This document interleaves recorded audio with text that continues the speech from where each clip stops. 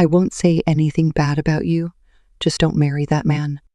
I have absolutely listened to my grandmother's advice, who has always had mysterious powers. But this time I wanted to believe that my grandmother's power was wrong. I want to decide for myself whom I marry. I thought so, but I also remembered my grandmother's advice, so I took certain actions. As a result, I was convinced that my grandmother's power was real after all. My name is Sadia and I am 28 years old.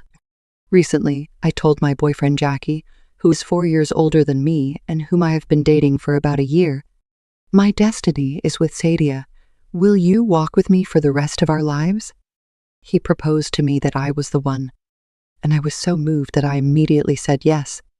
I met Jackie at a hospital. I am a nurse in an orthopedic ward. Jackie was admitted to the hospital with a broken leg. I was the charge nurse and had many opportunities to talk to him, but of course it was my job, so I did not talk to him more than necessary. But the day he left the hospital, today is the end of our relationship as patient and nurse, right? From now on, will you treat me as a man? When he told me this, I decided to accept his confession since I was not dating anyone at the time. During our 1-year relationship, Jackie never did anything that I didn't like. He is not loose with time or money, and keeps in touch with me frequently. I often had to kept him waiting for me to contact, but he would laugh and forgive me. He liked to drink, but he did not smoke or gamble. He always dressed cleanly, so he was my ideal person. Just when I was beginning to think that I might be able to marry this man, Jackie proposed to me.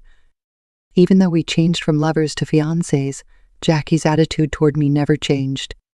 Then we went to both families to greet them. First, we went to greet Jackie's parents. Jackie didn't even tell me that he was dating, but I'm glad he chose a solid woman like you as his marriage partner. Sadia, please take good care of Jackie for me. Jackie's parents gave us a big welcome. They both seemed very kind first impressions.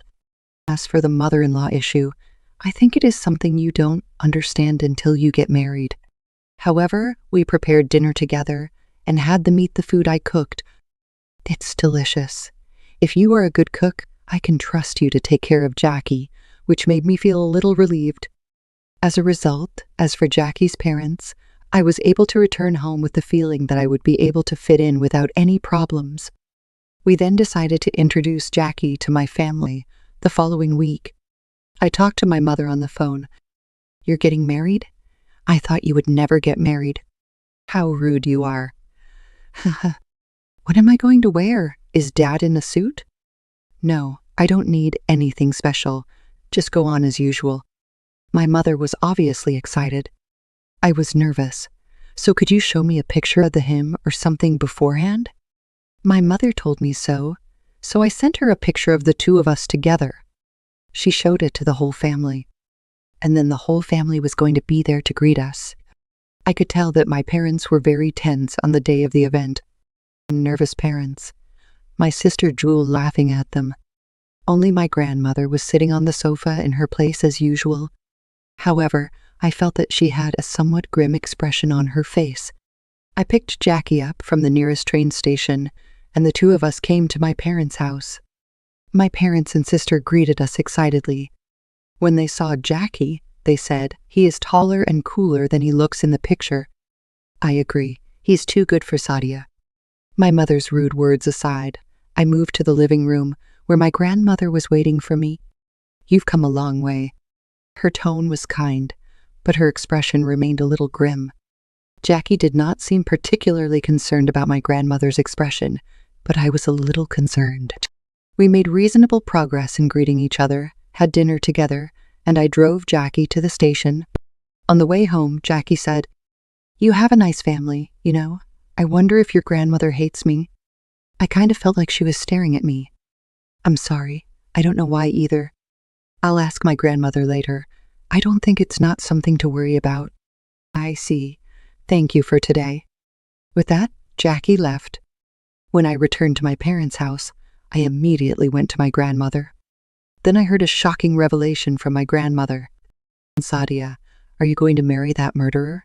He's had at least 5. Is that true, grandmother? I'm not going to say anything bad about it. Don't marry him, she said firmly. Then my sister came up to her and joined in the conversation. If she says you shouldn't do it, I think you should go along with it. I am sure my sister was also concerned about my grandmother's attitude toward Jackie. We, as a family, follow my grandmother's advice. This is because her advice is absolutely right. My grandmother's mysterious power has always been demonstrated every time something happens. From a small matter, no matter how sunny the weather forecast says it will be, if my grandmother says it will rain, it always starts raining by the time we get home. Thanks to my grandmother, we never get wet because we have umbrellas. Other times, when she would tell us to leave early because the train would be late, the train would always stop after we arrived at our destination station due to personal injury or some other reason. Thanks to her, we have never been caught in a train delay. Also, not only these daily small things, but she also found major illnesses. She saw the husband who lived next door, about the same age as my father, and blurted out, "That husband is going to collapse in a few days." 3 days later, an ambulance stopped in front of the neighbor's house, and he was indeed taken away. His life was in danger for a while, but he managed to recover and was discharged from the hospital a month later. Thus, her mysterious power is real. She had sensed something was up when she saw Jackie's picture beforehand. Today, when she saw the real him, she was convinced of it. But what did my grandmother mean when she said, "He've done more than 5 women"? Is she really trying to say that he has buried as many as 5 women? All you have to do is ask your grandmother. "Grandma, what do you mean he've done 5 people?" And mean it as it is. I can't give Sadia to a man who plays with women. You need to get rid of that man, she said in an unusually strong tone of voice. Is that how much danger I am in? I don't feel the slightest sign of that. I know. I want to believe in the person I fell in love with.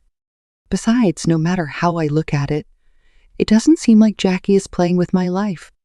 For once, I wanted to believe that my grandmother's magical powers had not been successfully exercised. Wanting to trust Jackie more than my grandmother, I ignored her advice and proceeded with the preparations for a dinner party to meet both families.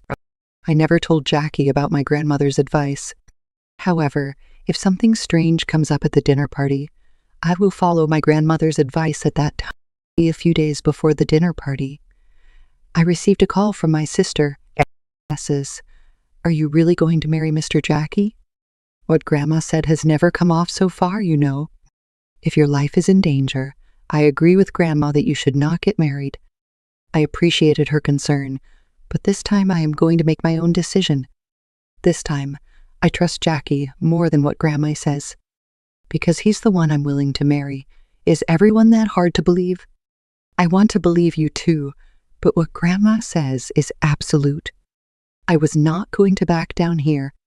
If something suspicious things happens at the dinner party, I'll give up on the marriage. But if nothing happens, I'll marry him. How about this? Then she said, "Yeah, okay. Grandma will be at the dinner, so if anything goes wrong, don't really marry him." Thus, the day of the dinner for the meeting of both families was approaching. The day of the dinner party. The beginning of the dinner party went very smoothly. We each greeted each other and began in a friendly manner. Although nervous, the conversation was lively as we enjoyed a delicious meal. However, there was a pause in the conversation. During this pause, my grandmother opened her mouth. "Mr. Jackie, do you think what you've done so far is acceptable? You're a born murderer, aren't you?" Everyone present was stunned by my grandmother's sudden words. I was the first one to get out of the air. "Grandma, why are you saying that all of a sudden?" For this time, I think your magical powers are off. I decided to defend Jackie. Then Jackie's mother opened her mouth. "Our Jackie is a murderer. What on earth are you talking about? How can you be so rude?" She is very angry.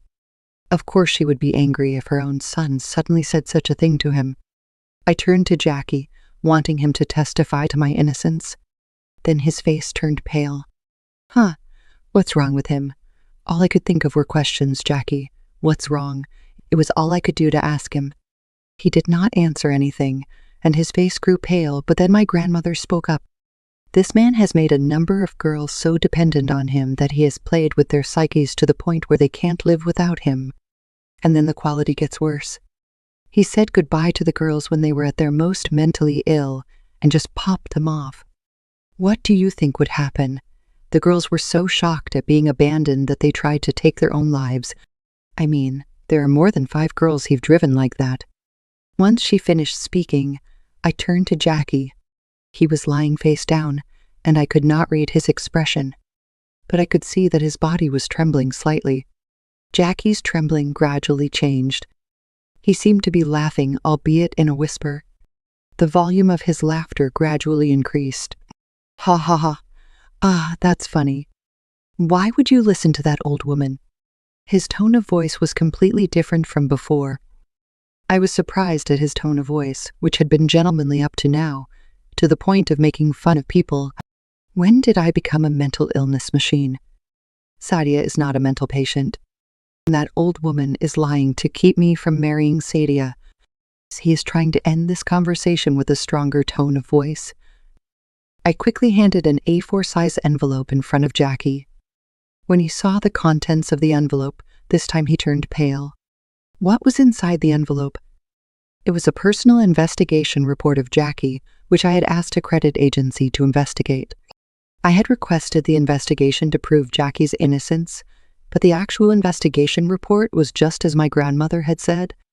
The investigation report stated that 5 women had attempted suicide, just as my grandmother had told. It is said that he is currently in an ongoing relationship with another woman who is not with me. She also seems to be very dependent on Jackie and is on the verge of becoming a member of mentally unstable. The background check does not reveal his true intentions. We have to hear directly from him. How's that? I don't think there's anything wrong with the background check form.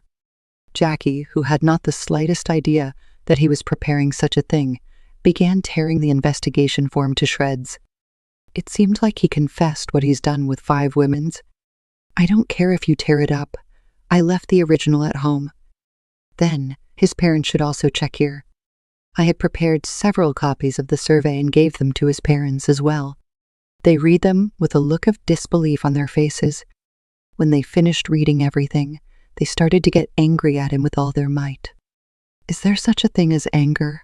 His parents were so furious with him. We, the family, had no choice but to watch the scene. The cursing continued for a while, and finally his mother began to cry. I'm ashamed to have such a son. I was impressed to hear her mutter this. This proved what my grandmother had said. Now, the big question remains here. I have never been a mentally unstable person. It seemed to me that if Jackie was a mentally unstable making machine, he would be looking for a marriage partner from among girls who had become mentally unstable. So why was it me? I have been wanting to ask Jackie for the past few days. Why did you decide to marry me? Then he gave an eerie laugh. That's because you didn't turn out to become mentally unstable. She was the first person like this in all my years of dating. I thought maybe I had changed, so I went out with a random girl who also turned out to be a mentally unstable person very early on. That's the girl you told me I'm dating now. I've already broken up with her. What? That's what you made her to suicide? No, she's fine. She said she was going home to her parents. I think she wouldn't be wasting her life in a safe and secure family home. Jackie says lightly. My power hasn't waned, but Sadia's didn't work on me. This is worth spending my life for, isn't it? That's why I'm not going to break off our engagement. It never occurred to me that I had been chosen for such a reason. I didn't want to lick the mentality of a mid-level nurse. Then my grandmother spoke up again. This girl who says she went back to her parents' house, doesn't she have brown hair, bombshell style, and wears glasses? Jackie made a face that said, what? Sure, she has short hair and she wears glasses, but what does that matter? She's right behind you. I think she still likes you. These living spirits don't leave you very often. She is not only a prognosticator, but she is also meh about occult stories. I'm sure that my grandmother really sees the woman behind Jackie. How could that be? How can you say there isn't? She kept pushing Jackie harder and harder. Jackie tried to check behind him, but he didn't have any special power like my grandmother, so he just buzzed around and waved his arms. Can't he see that it is useless to do that? In the end, the dinner party for the meeting of the two families ended up being a disaster. Or rather, the engagement itself between Jackie and I was broken off. He had told me that I was of the ones, but it was just a way to keep me connected so that he could use me as a test subject. It was quite a shock, but it was too late to realize that after I got married, thanks to my grandmother's magical powers, I was saved. I had one last chance to see Jackie alone. We met to return the engagement ring, but Jackie still had lingering feelings for me. It would definitely be more fun if you lived with me. I will definitely make you happy. I told you before that you are the one. That's just an experiment to see if I'll turn out to become mentally unstable, isn't it? What is this? I will make you happy, Satya? I'm not the one you're destined for. Now take this ring and get out of here, and don't contact me anymore. Ultimately, I felt that Jackie was more dependent on me. Subsequent story. Jackie and his parents went around apologizing to the women Jackie had dumped. Some of them had attempted suicide and are now resting in a psychiatric ward, and each of them asked for alimony. Jackie's parents decided to pay the amount of alimony they were told. Of course, all the alimony paid by the parents was charged to Jackie, and he was quickly thrust into debtor's prison. Moreover, the parents of the woman who had dumped him the most recently told him to take responsibility and marry her. Jackie had no choice but to comply, and it seems that he ended up marrying that woman. From now on, he will live his life in bondage to that woman. As for me, on the other hand, thanks to my grandmother's mysterious power, I was spared from marrying a mentally unstable making machine. Today I am beginning to feel like a fool for having believed in that man, even if only for a moment. There is nothing at all like the shock of a broken heart, only the regret of having wasted my time. For a while, I'm going to devote myself to work rather than love and marriage.